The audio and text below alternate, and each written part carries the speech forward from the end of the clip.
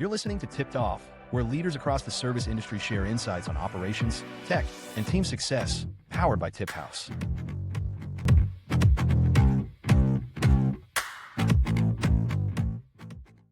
Welcome to another Tip Off podcast. I am your host, Kirk Grogan, here from TipHaus, and today we are honored to be joined by Larry Shaffer from Country Boy Brewing out of Kentucky. And Larry, for those who don't know Country Boy Brewing, would you introduce yourself a little bit, give a quick overview of the business and your role there as Director of IT?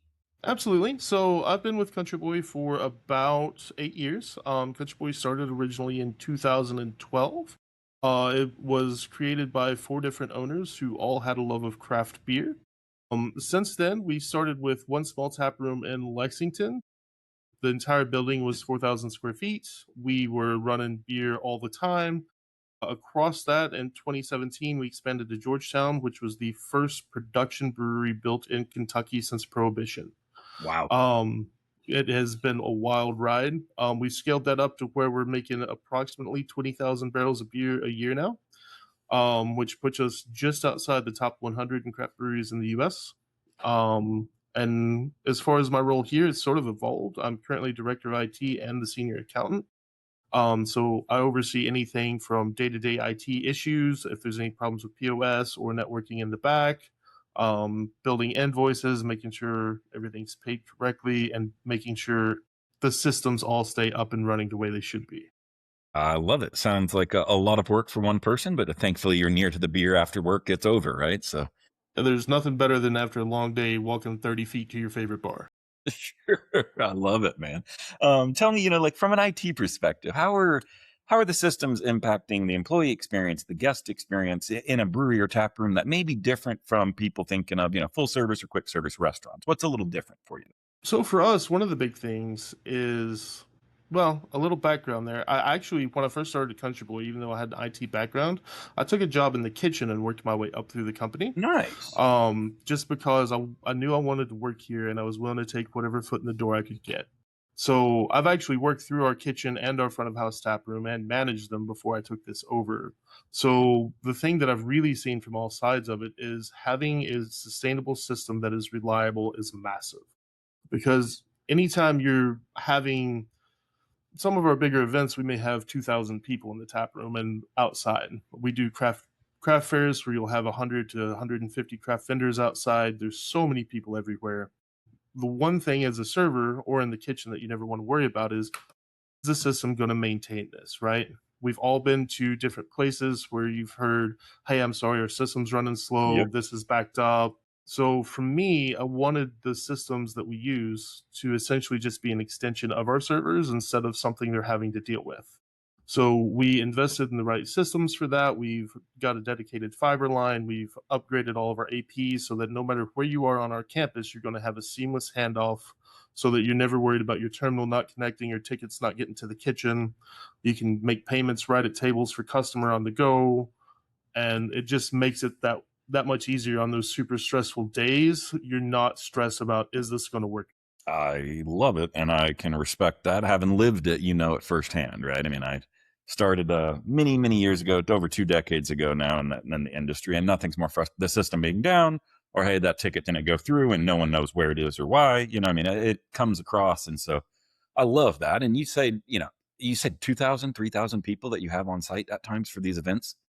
Yes, I think our record is about 2,400. That was for a car show. We're big in helping the community and things like that. So the Jake's Way car show got started a few years ago when unfortunately a person got killed while he was in the middle of trying to clean trash out of the road to make it safer for everyone else. They came to us and wanted to partner with us to help bring the event, and we 100% wanted to help them with that. So that has turned into one of our biggest event days of the year. It's a crazy weekend. There's a massive car show. There's charity stuff going on, raffles. It's a ton of fun. A ton of people from the community get involved, and it's all for a good cause. Oh, that's a killer way to do it. And so tell me, obviously demand variability is something every restaurant faces. This sounds like demand variability to an extreme of you're dealing with 2,400 people. Tell me, how does that create, whether it's system challenges that we mentioned earlier or staffing challenges for a brewery? What might you encounter that either other restaurants don't, or is just a scale larger than most restaurants would ever dream of dealing with on that? Well, that's fair. Like I was saying earlier, our main location here in Georgetown, we have a 4,000 square foot tap room with a 5,000 square foot covered patio. Mm, On top of that, we're setting in the middle of 5 acres that we own, so that when we have those craft fairs and events like that, we have tents everywhere outside set up for people to be able to buy, shop, things of that nature. So on those larger days that are absolutely insane, it's not uncommon for us to have 25 to 30 staff working just with the handhelds inside the tap room and the patio. That's not counting kitchen staff, yep. anything else. That's just servers and bartenders. On top of that, what we've done is we have draft trailers where we go out to festivals. So we will actually set up draft trailers at different parts of the property and on top of that, we'll set up Blackstones, things like that. So we can serve burgers, beers, stuff like that anywhere on the property that we think is going to be a large portion of people near that area, so that they're not necessarily waiting for large lines inside. Their kitchen's not getting crushed by all those extra tickets, things of that nature. Like I said, that's the far end extreme where we have a few of those Sure. events a year. Our Oktoberfest is similar to that. If you go back into more normal operations, we'll probably have 3 to 4 servers working, and then on a busy Friday, Saturday night, that'll go up to 8 or 10. Wow. But yeah, it's a wild comparison to stock for that, because at the other side, right, we don't want to have so many people on staff all the time that everyone's only getting 1 or 2 shifts a week. We want our staff, to us, is one of our most important assets, and we want them to be able to make as much money as possible and not waste anyone's time. We want to be very respectful of that. So what we'll do for a lot of those things is we actually have an event staff that goes out into market when we're hosting events at like the Woodland Arts Fair, stuff like that. And we'll utilize a lot of those people when we're having to set up all these extra stations around for events in-house as well. That's a great way to do it. So you've got staff that's deployable to offsite events. I mean, you're keeping that in-house still with it. Well, that's a heck of a way to do it, man. Tell me, switching gears, but you must know quite a bit about beer. Let's talk, what are the beer trends that you're seeing right now? Maybe with it, first one is, what's a beer trend recently that has come and gone in Country Boy? Maybe you adopted it, maybe you didn't, but you just saw it and you said, that's a trend. It's not going to last forever. That's going to be out. What has come and gone, and what does that tell you about the industry as a whole? Well, it's actually funny you mentioned that. The biggest one I can think of that was just like that flash fad that everyone had and then no one had were brute IPAs back in like 2018. Sure. They were that super dry champagne style IPA. We even made 1 or 2 of them ourselves, but like across the summer, like it just seemed like all the interest in them vanished, right? Because I remember going to like New Belgium, them being very excited, telling us about their new brewed IPAs, things like that.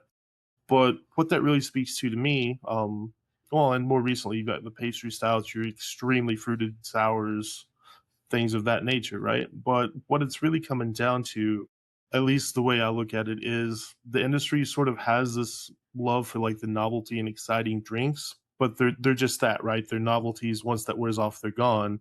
And the industry is really starting to mature and focus much more on beers that have clean fermentation, clean notes, making sure that the drinkability is there, because it's nice to just have that flash sale, but what you're really wanting is, what are people going to have multiple pints of, going to be reordering day after day, and go through that instead of necessarily what's the wildest beer we can make right now. Sure. Sure. And so when it comes to things that you kind of view as, let's call it, a fad, do y'all commit and say, hey, we are going to buy into this. We're going to at least offer what is popular right now, but we're only going to do a 3-month run of it, say? Or is it something that, you guys have to decide case by case? Do we even want to entertain it? Do we think it's a long-term piece? How do y'all kind of approach that when you see something like that, brewed IPA or things like that? So with that, it really depends on what the style is, right? Like one of the things that has been super popular lately is your hop waters or your non-alcs. Unfortunately, to do things like that, it takes a lot more infrastructure than what it does just to be able to make beer the way we make beer. You got to have pasteurizers and things like that, and unfortunately, those are very cost prohibitive. So for us, we sort of look at it as an approach of, is this something that we can do in-house and do well? The one thing for us is we want to, what's actually in our mission statement is to make the best damn beer possible.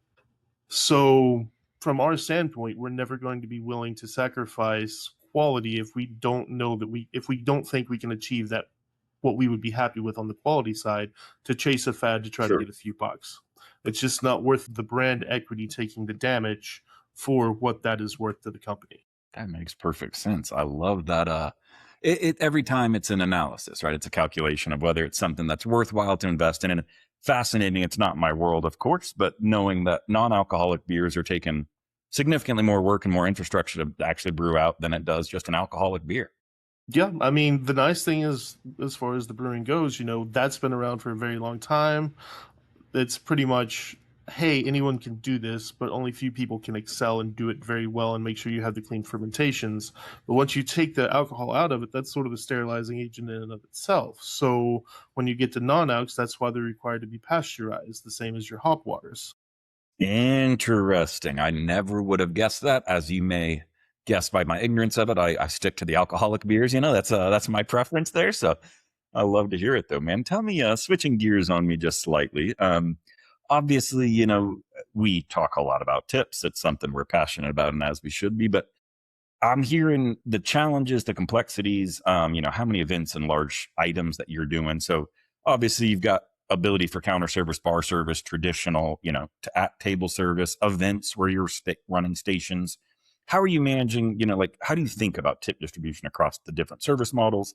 How do you make sure you're communicating that to staff? What is your approach when you think about the tip structure? And, as you mentioned earlier, maximizing, making sure your employees can make a living out of this and make as much money as possible. So with us, we have currently 4 locations. Each Mhm. location is different, vastly different on size and scope of what it does. We have our original location at Chair Avenue, which in comparison to Georgetown, that entire building is 4,000 square feet, and the tap room is only 900. Gotcha. So, like I said, depending on where we're at Chair in Louisville, we will only ever have 2 to 3 staff on at a time, and they do full-on tip sharing. So it's all put into the pool. We use TipHaus to split it out, and we use the time of sale setting to make sure that, hey, as long as you're there and working, you're going to get your equal cut of what was sold during that day. For our PKL location, which is our newest, we do have servers and bartenders. If you're out serving, you're going to keep whatever you make. If you are behind the bar and you're working in tandem with another bartender, then that is going to go into the pool, be split per time of sale. Georgetown is very similar to that, but on those large event days where we have 2,000 people here, that's not really a feasible way to do it. So we tie everyone together under an events pool. Everyone's working together, and that way, as busy and hectic as it is, like you'll have your sections that you watch, but as people are coming and going, they can go to any server, get the service they need. If they need to cash out and leave, they can do that. If they need to order another beer, they can go ahead and get whatever they need from any single person. And that, for us, elevates the customer service to a different level instead of just having to wait for your server and your section, and you're not free to walk around and move. And on those days, everything is just split in. Time of sale is across when you were working here, and it works very smoothly for us. I love it. And I love the non-restrictive, the guest, right? It ends up your processes, your operations, your tools all have to work. Yes, for your staff, of course, but most importantly, at the end of the day, it's for the guest, right? I mean, and I love you don't have to tab out here before you start walking over to this place. Just enjoy it. Go see the full property, find where the lines are shortest, and know that, in the background, your staff is going to be taken care of and handle everything. I love it, man. So tell me, with it, you all obviously use our Earn Tip Access program, one of our most popular features, but I don't believe you were doing any form of digital tip payouts previous to Earn Tip Access. Is that correct? That is correct. You all were the first time we started doing that. Right on. And tell me, how did it go? Easy transition? Was there hesitations? Was there issues with staff on receiving it digitally as opposed to their previous manner? I would say that with any new change to how systems work, there's always going to be a little bit of trepidations about, Of hey, course. is this going to work smoothly? The nice thing is I worked with Larry Hobbs and Michael, through you guys. They set very clear expectations about what we needed to do, expectations set with staff. So we had a few all hands meetings. Well, they weren't necessarily all hands, but hey, if you have to come to one of these 3 meetings. That way we can explain the whole process to you. And we just had very clear communication and full transparency about how everything was going to work. So any questions they would have, we would make sure that we basically off the first meeting built an FAQ that were the really common questions we were getting asked. So by the end of the third session, we had a quite extensive FAQ from all of our servers, and then we just blasted that out to everyone's email so they had a copy of it as well. That way, the most common questions about, hey, am I going to get tipped out? How does this affect taxes? What does this look like? We're all there. I will say, as soon as we got everything live, everyone was very happy with it. Good, man. The morale went up quite a bit from just every morning. You didn't have to wait till you came to work to get an envelope with your tips in it. You didn't have to, if it was the weekend, as long as you worked the night before, you were getting your money the next day. Wow. So that was a huge morale boost, and I actually had the hidden one benefit of whenever they went to pay taxes the following year, all of those taxes had gotten collected because it got processed through payroll instead of just here's your cash and we're denoting how much you got paid. Yep. So several people were ecstatic about not owing huge sums of money. I know that well. Yeah, as the service industry, I remember my first shock of that, of course, back in the day, where I'm serving and bartending, not because I love paying attention to tax liabilities, right? So Exactly. Oh, man, that's killer. And good on you all for taking the time and training the staff, giving them a chance to ask the questions. I mean, that the number one thing we preach is no matter how any software vendor works, whether it's loyalty, time and scheduling, tips, whatever it may be, you've got to give space for your employees to ask questions. Nobody likes change, whether or not it's going to be a great change or not. It's just people don't want to change anything if they don't have to. And so it's up to the management and the staff to make sure that, you're given those opportunities for dialogue, for feedback. So I'm really glad to hear it, man. Now, Larry, if you don't mind, I'm going to move into somewhat of, we'll call it a speed round that I always do. And I love to get a good view from each one of our guests on some similar questions. Because it's a fascinating view at the industry and people's partaking in it. So the first and hopefully the easiest for you is I'm going to ask, what is your favorite restaurant concept or brand? Why is it your favorite? And as always, the same disclaimer is it cannot be Country Boy Brewing. So has to be something outside of your current employer, let's say. All right. For me, that would easily be the Bluegrass Hospitality Group. They run Malone's, Drake's, Harry's, OBC Kitchen. They've expanded out across all of Kentucky. They're in Tennessee, Indiana. They're growing like wild. But even with that rapid expansion, they've managed to make sure the quality and consistency of the ones in Lexington have expanded everywhere. And they've done a fantastic job.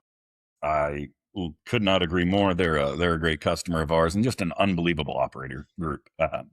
I know as they expand, I've been out to some of their corporate events and meetings and met with their team, and lovely folks, top to bottom. So it does not shock me at all to hear that as they expand, it's the same as at each one of their restaurants consistently. Great group, and Drake's is obviously a fan favorite. So absolutely. Yeah. I love that you're familiar with them and that you're out there with them, man. That's awesome to hear. And I'll share that back to them too. I'm sure they'll be stoked to hear it. So that's super cool. Tell me, next of our speed questions, and now some of them will get more difficult, I'd assume. But what do you think is the biggest challenge facing restaurants? Over it can be the next 2 to 3 years. What do you see coming around the corner that's going to continue to add some complexity to operators' lives? I think the two biggest things we'll continually fight against in that space is going to be keeping staff, keeping them happy, keeping morale up there, and just our COGS, the cost of goods sold for. As inflation continues to go up, restaurants are already a slim margin. And I think over the next few years, that's just going to become a tougher thing that we're going to continually fight against. I can believe it. Any sense of relief or any novel ideas or techniques that y'all have discovered on it? Or is it kind of the industry standards? You're trying to make sure that the value goes up accordingly to the price as well and finding those ways to drive consumer value. Well, it's actually funny. One of the things that I love about these types of challenges is it really gives us the way to innovate and be creative about how to solve these problems. And I really feel like necessity is the mother of invention in that sense, right? We found new ways that we are treating products to make a better quality products. One of the best examples I have is we sell a Southwest turkey wrap in our tap room. We used to buy the turkey the same as most people do. We realized, hey, we have a pitmaster. We can just smoke our own turkey. It's a better product that we have less money in. Yeah, that's a killer way to do it. All right. And good results, fan favorite from the customers? Very much so, yes. Good. I'll be honest, if you're ever out here, the smoked turkey is one of the best things I've ever had. I love it, man. That's killer to hear. Okay. And so along that line, then tell me, what do you think, and this can be for you or restaurants at large or other operators you chat with, but what do you think the greatest restaurant challenge is today? And what is kind of like, I love the um, necessity line and the innovation that is required from it. So tell me, like, what should operators be leaning into? Obviously, no one likes challenges on a day-to-day basis, but where's an opportunity that you're seeing that operators should be leaning into based on the challenge that they're seeing? So with that, it's just getting much more outside your box, outside your comfortability range. For a long time, you can say, "I did this. This has worked forever." Unfortunately, this no longer works anymore. You've got to be comfortable with being uncomfortable in the industry these days, and that's the biggest thing I could tell anyone is just get comfortable being uncomfortable, because as we adapt to the changing nature of this industry, that is going to be the new normal. I could not agree. Adaptability is the number one skill set that I see that is needed now, right? If you've been Yes, doing the same thing for 10 years and you're really good at it, that does not mean you're right for what's coming up around the corner here, because correct. everything's changing. Um, Tell me a little bit. We chatted trends earlier, kind of beer trends, and I'm happy to go down that same route, or I'm happy to see if you've got a different take on it. But tell me kind of two industry trends that you're seeing. One that Country Boy is either embracing or is discussing, planning to embrace, that you guys see it, say, yeah, we want to be involved in that. And then tell me one similar that you say, no, that's not our style, it's not on brand, or we just don't think that's here for the long run. That's going to be a waste of time and effort. One we're definitely starting to invest in more right now is AI. Not like Yeah. the generative AI or stuff like that, Sure. but just for being able to automate the more tedious tasks, such as data entry or building out spreadsheets or stuff like that, that no one really likes to do. But Yep. then we can go back. First off, always review anything AI ever touches and make sure it's accurate. Never take it for granted. There are so many things that I see that get put out there that is very clearly and Yeah. obviously AI that no Yep. one looked at. Yep. Just one Um, cursory glance would have saved you the embarrassment, right? exactly. But by doing that, it's really letting us expedite those tasks that were just so tedious. And then it's letting us spend more time on the creative innovation that I feel is going to help drive our industry forwards. One of the things that we're definitely not going to start following is, I'm sure you guys have seen some of the automation that's hitting the restaurant side of things. Starting to have robot servers where they just have those trays and they drive around the restaurant, or like the self pour beer setups that are going in the tap rooms, where you buy so many credits and you push it on the wall. That's something we're never going to do, because to us, and people are the core of hospitality and business. You don't go to a place and have a great conversation with a robot that brought you a beer or a tap that you just set a beer in. Like, you don't build the relationship with the establishment, you don't build the brand, you don't have that human connection that to us is at the heart of why you go into a tap room or a restaurant like that. It's to meet people, it's to talk to people, it's to enjoy the people that you came with. So that is something we're not looking at doing. I mean, even if you look through history, right? Like, look at Cheers or Frasier. Like, there's sitcoms that were based around that traditional bar experience, and we're not willing to give that up.